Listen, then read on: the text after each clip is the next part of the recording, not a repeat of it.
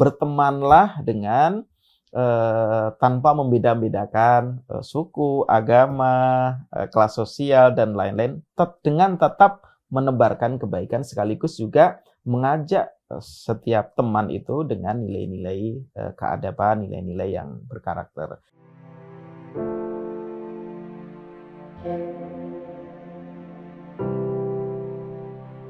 Saya memang berusaha rutin lah, paling tidak seminggu sekali olahraga gitu ya.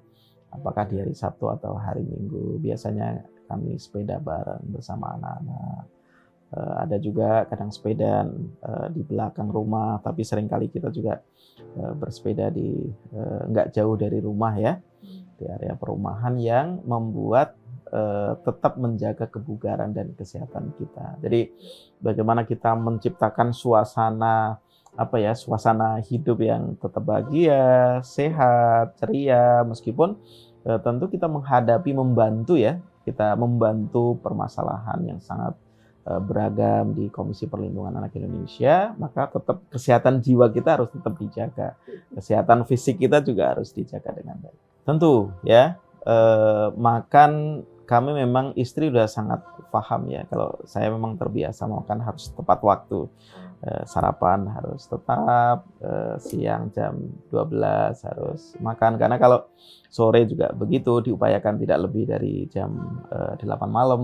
Kami berusaha seteratur itu karena khawatirnya kan nanti kalau katakanlah makan lebih dari jam 9 itu kan juga berisiko bagi kesehatan kita di kemudian hari. Maka termasuk juga kalau hari ini misalnya belum makan sayur di pagi, diupayakan siang makan sayur.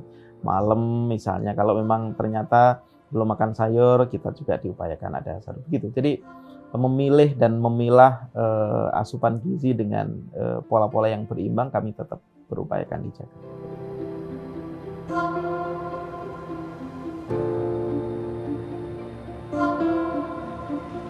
Sejauh ini alhamdulillah tidak ya. Semua makanan alhamdulillah kita masih siap lah ya.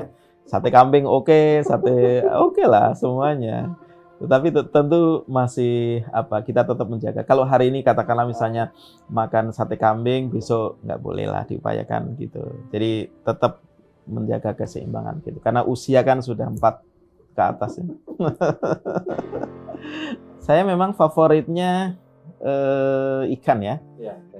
Ikan bakar, sop ikan gurami, kemudian. Nah, yang agak sedikit mungkin berbeda dengan yang lain, saya suka sambal teri, itu suka sekali gitu. Makanya ibu saya, istri saya sangat tahu bahwa sambal teri, kemudian sop gurami gitu ya. Kemudian sambal terong campur teri biasanya gitu ya. Itu jadi favorit sejak kecil ya.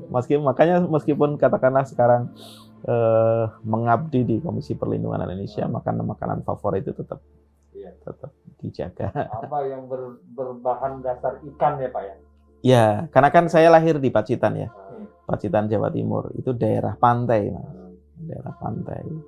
Makanya biasanya orang daerah pantai itu nggak jauh-jauh dari ikan, apapun ikannya. Iya, gitu. Betul. Tapi kalau untuk daerah Pacitan itu yang dominan ikan apa aja Pak? Di sana udang, ikan pari, kemudian beberapa ikan yang lainnya. Tapi kalau udang kan harus dijaga ya, nggak boleh terlalu banyak ya. Nah, khawatir kolesterol dan lain-lain gitu.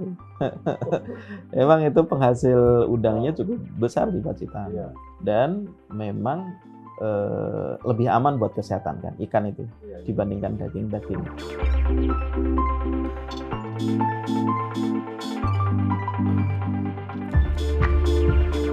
Kalau saya sebagai katakanlah pelaku seni itu memang sejauh ini tidak ya, kurang ya. Katakanlah misalnya memainkan musik apa, itu memang agak kurang. Cuman sebagai pendengar saya suka katakanlah lagu-lagu lama ya. Lagu-lagu 80-an, 30-an yang saat itu kita masih kecil itu saya suka ya. lagu-lagu saat itu masih muda gitu. Itu nggak bisa dihilangkan ya, lagu-lagu zaman dulu, sehingga kita kadang-kadang bisa mereview, oh iya dulu kita saat masih di Jawa Timur, di Pacitan, itu ingat dengan masa lalunya dan lain sebagainya. Itu membahagiakan buat kita dan menyehatkan jiwa kita, mengingat proses masa lalu dari tahapan ke tahapan. Kita waktu masih SD, saat kita MTS, di MA, kemudian S1 dan lain sebagainya. Saya suka beberapa mendengarkan Rhoma Irama, oke, termasuk bagian dari favorit kita untuk lagu-lagu dangdut ya. Kemudian Iwan Fals. Iwan Fals, saya sangat suka lagu-lagunya beliau. Masuklah sebenarnya di yang kita. Nah, spirit itu saya kira memang penting juga dijaga agar kita kan butuh koreksi ya. Bahwa dalam kehidupan ini memang butuh koreksi, kebijakan-kebijakan yang memang butuh kita luruskan, harus kita luruskan tentu dengan cara yang santun dan tepat gitu. Itu kan ajaran agama apapun kan sebenarnya mengajarkan seperti itu. Kita menyampaikan masukan dengan cara baik, cara santun, itu yang positif ya. Niat baik, tapi kalau dilakukan dengan cara yang tidak baik, apalagi melakukan kekerasan, membuli, kemudian melakukan bluffing, apalagi sampai menggunakan informasi hoax ya. Hal-hal itu kan sebenarnya tidak boleh. Itu bertentangan dengan prinsip-prinsip nilai yang sebenarnya berkembang.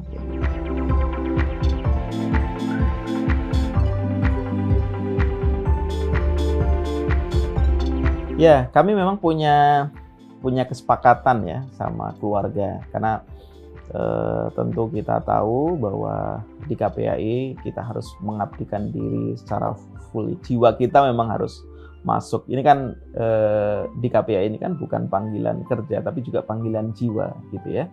Makanya tentu anak-anak, baik anak pertama maupun anak terakhir itu sangat memahami ketika pulang ke rumah disambut dengan riang ya.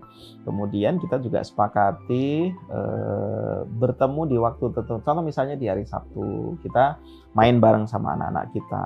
Ya meskipun tidak full seharian, misalnya dalam sekian jam. Karena sejatinya dalam beberapa studi juga melaporkan kalau kita terlibat saat anak melakukan sesuatu, misalnya saat anak bermain, saat bercengkrama dengan adik-adiknya, dengan kakak-kakaknya, kita terlibat di dalamnya, itu memang positif untuk membangun attachment bagi anak-anak kita. Makanya itu yang harus juga penting dijadikan catatan bagi para ayah yang memang sibuk untuk kelas menengah atas, dengan pada umumnya sibuk ya dengan berbagai aktivitasnya. Pastikan harus ada slot waktu yang itu bisa didefinisikan sebagai bagian dari interaksi yang berkualitas buat anak-anak kita.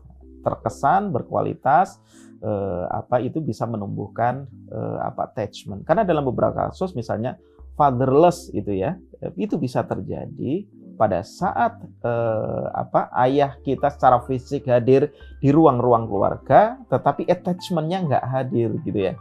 Misalnya kita ngobrol dengan anak tapi masih main HP terus gitu ya. Makanya di hari-hari tertentu kami memang membatasi untuk katakanlah HP untuk sementara waktu kita istirahatkan untuk beberapa jam, kemudian kita main bersama anak biar anak-anak merasa juga dihargai atas kehadirannya. Sehingga inilah yang sebenarnya akan membuat hubungan antara ayah dengan anak-anak itu semakin baik.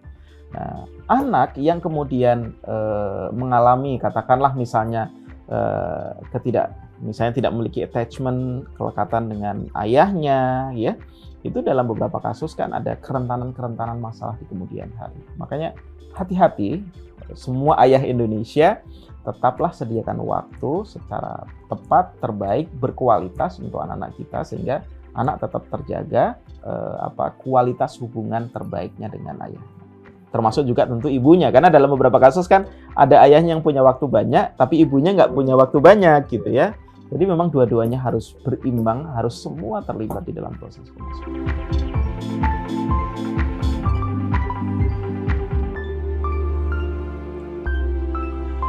Ada beberapa pesan ya.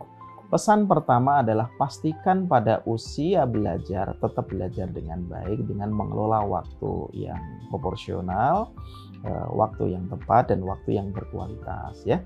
Yang kedua, tentu anak-anak kita harus mengikuti katakanlah tokoh-tokoh yang positif, hindari tokoh-tokoh yang negatif karena banyak varian-varian tokoh misalnya di TV, di media sosial, tokoh-tokoh di media digital, di internet ya, termasuk juga tokoh-tokoh permainan anak-anak ya. Kalau kemudian itu tidak baik, tidak mengenalkan nilai-nilai kebaikan, nilai-nilai karakter pada anak kita, mohon untuk anak-anak Indonesia jangan dicontoh karena itu tidak baik bagi perkembangan kalian.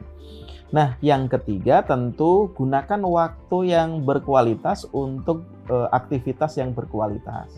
Hindari menggunakan media digital dengan waktu yang tidak terseleksi, waktu yang tidak terkontrol, kadang-kadang misalnya mengakses konten yang tidak tepat ya. Jadi menggunakan media digital dengan waktu yang tepat, waktu yang patut, nggak boleh juga terlalu lama, mengakses konten-konten yang positif, baik ilmu pengetahuan, untuk kepentingan akademik maupun kepentingan yang lain dengan waktu-waktu yang memang dibatasi secara proporsional.